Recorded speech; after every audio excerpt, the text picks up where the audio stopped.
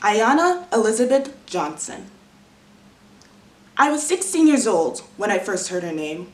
Ayana Elizabeth Johnson, marine biologist, activist, and climate hero.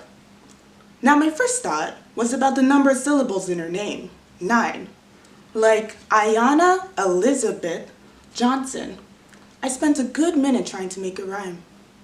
But then I felt ashamed, because who am I to reduce this woman to the beats in her name? And so I did some research on her to erase the guilt I felt, and it was well worth the 16-year wait. How to describe Ayana?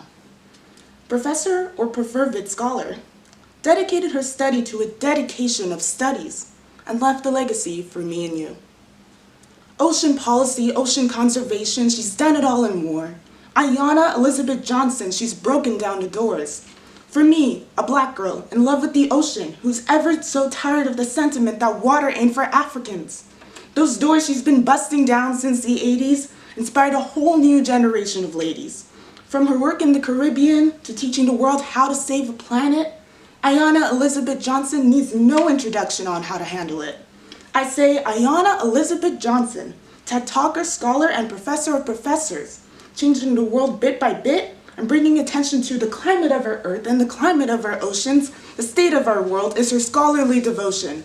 Devotion to truth and devotion to virtue makes Ayana Elizabeth Johnson a climate hero through and through.